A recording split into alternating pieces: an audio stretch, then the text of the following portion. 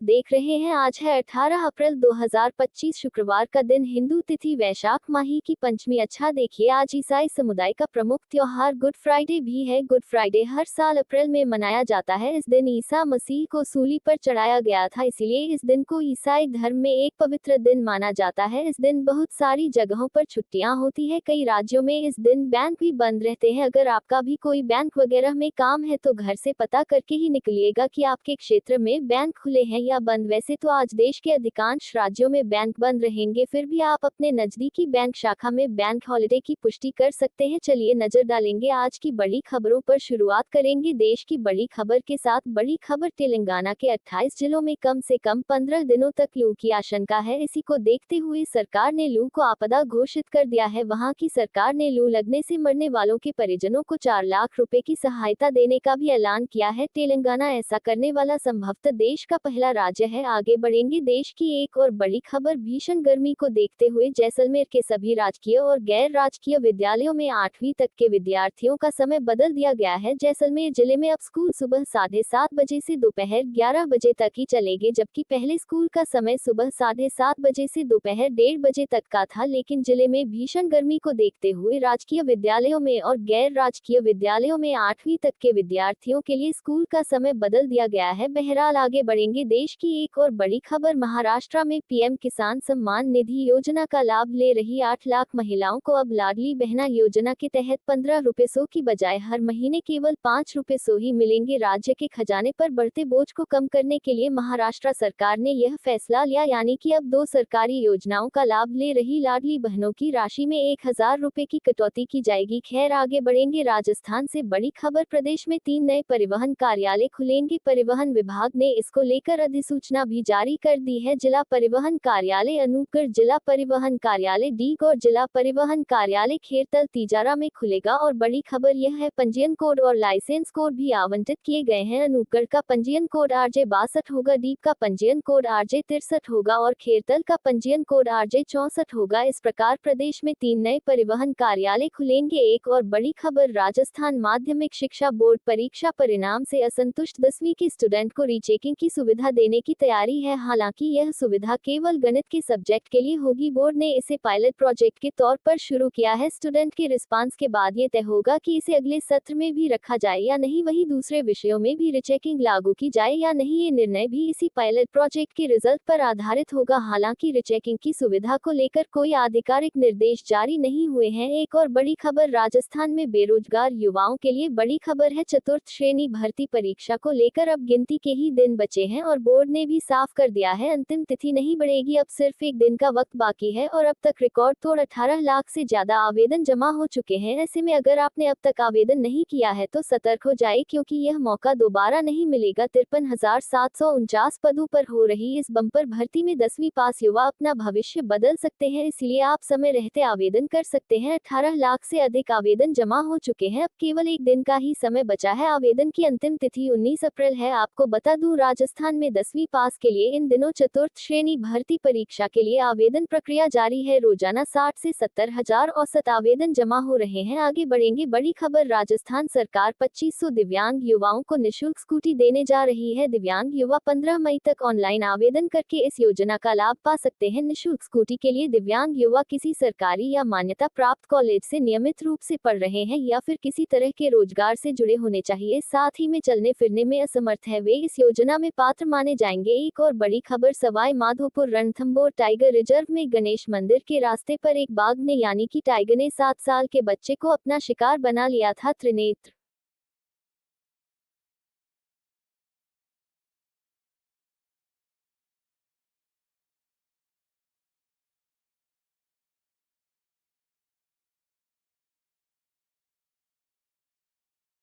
गणेश मंदिर से लौटते वक्त 7 साल का कार्तिक सुमन अपनी दादी के साथ जंगल से गुजर रहा था। तभी एक बाघ ने बच्चे को मुंह में दबोचकर जंगल की तरफ ले गया और काफी देर तक उसके ऊपर बैठा रहा, जिससे बच्चे की मौत हो गई। वहीं अब इस मामले में राजनीति भी शुरू हो गई है। राजस्थान कांग्रेस के प्रदेश अध्यक्ष गोविंद सिंह डोटासरा ने इस घटना को हत्या बताया। डोटासरा ने कहा कि भाजपा सरकार का शासन पूरी तरह कोलैप्स कर चुका है। वहीं देखिए, इस घटना के लिए वन विभाग पर भी लापरवाही के आरोप लग रहे रहे हैं और कहा जा रहा है कि श्रद्धालुओं के मंदिर जाने के मार्ग पर कोई गार्ड नहीं था। आगे बढ़ेंगे एक और बड़ी खबर, भजन लाल सरकार ने आरजीएचएस लाभान्वितों की पहचान के लिए आधार नंबरों को जरूरी कर दिया है, यानी कि आरजीएचएस योजना का लाभ लेने के लिए अब आधार कार्ड रखना या आधार नंबर से सत्यापन जरूरी हो गया है। आरजीएचएस योजना के तहत बड़ी संख्या में फर्जीवाड़े की शिकायतें आ रही थी। इसे रोकने के लिए सत्यापन के मकसद से कई बड़े कदम उठाए गए हैं। एक और बड़ी खबर, प्रदेश में सोने और चांदी के भाव ने रिकॉर्ड तोड़ दिए हैं। जयपुर सराफा कमेटी की ओर से गुरुवार को जारी भाव के अनुसार जयपुर में 10 ग्राम 24 कैरेट सोने की कीमत 97,800 रुपए पर पहुंच गई। वहीं जेवराती सोना यानी कि 22 कैरेट सोना भी प्रति 10 ग्राम 91,000 रुपए पहुंच गया और अब तो 18 कैरेट सोना भी 79 रुपए